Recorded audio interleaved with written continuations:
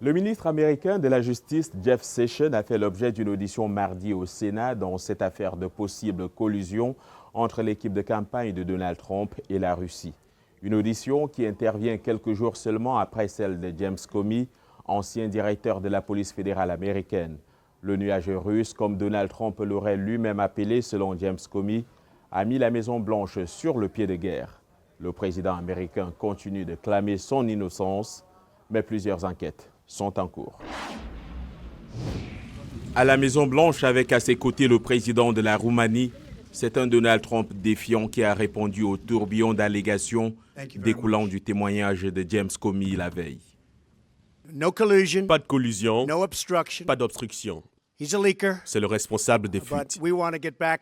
Nous voulons revenir à la gestion de notre grand pays. Trump a nié l'affirmation de Comey selon laquelle il avait demandé à l'ancien directeur du FBI d'abandonner l'enquête sur l'ancien conseiller de la sécurité nationale Michael Flynn, ajoutant qu'il serait prêt à témoigner sous serment. Je vous dirais que je n'ai pas dit cela, et il n'y aurait rien de mal si je disais cela d'après tout ce que j'ai lu aujourd'hui. Mais je n'ai pas dit ça. Trump a également laissé entendre qu'il fournirait bientôt des informations sur la question de savoir s'il y a des enregistrements de la Maison-Blanche sur ses rencontres avec Comey. Au cours de son audition au comité du renseignement du Sénat, Comey a déclaré qu'il a estimé que la demande du président d'abandonner l'enquête sur Flynn était un ordre direct. Je l'ai pris comme une instruction. Si le président, seul avec moi, me dit « voici mon souhait », pour moi, c'est ce qu'il veut. Maintenant, je ne l'ai pas fait, mais c'est comme cela que je l'ai pris. Si la version de Comey est vraie, cela pourrait mettre Trump dans une situation juridique dangereuse. Et cet ensemble de choses pourrait bien constituer une obstruction à la justice. Mais il est évident que ce sera à Robert Mueller, le procureur spécial, de le déterminer. Comey a également attaqué la crédibilité de Trump lors de l'audition et cela pourrait avoir un impact politique durable, explique Chris Edelson. Comment récupérer votre crédibilité? Je pense que c'est difficile pour le président et pour l'administration. Pour le moment, les républicains soutiennent le président, ce qui rendrait toute procédure de destitution improbable. Cela a été positif pour le président. Lorsque vous mettez de côté tout le drame, l'essentiel est qu'il a déclaré que le président Trump n'a jamais été sous investigation. D'autre part, les démocrates comme le sénateur Chris Van Hollen restent concernés. Nous avons dans notre pays cette distinction entre l'application de la loi de l'égalité et l'interférence politique. Et le président a franchi cette ligne.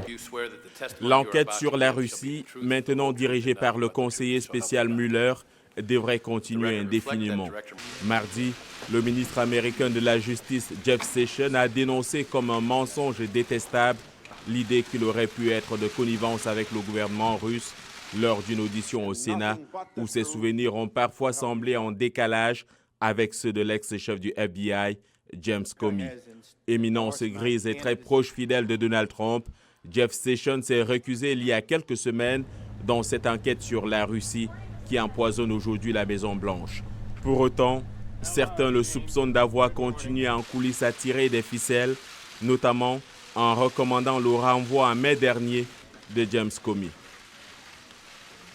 Pendant son audition mardi, Jeff Sessions a réaffirmé qu'il avait rencontré 2 fois Sergei Kislyak, ambassadeur de Russie aux États-Unis. Interrogé sur une réunion tenue le 14 février à la Maison-Blanche, à l'issue de laquelle M. Trump aurait demandé à James Comey d'abandonner l'enquête sur l'ancien conseiller Michael Flynn, Jeff Sessions a livré une version des faits semblant minimiser l'incongruité de ce tête-à-tête entre James Comey et Donald Trump. La Maison-Blanche, pour l'heure, ne souhaite retenir qu'une chose, le président américain ne fait l'objet d'aucune enquête. John Linden, VOA Afrique, Washington.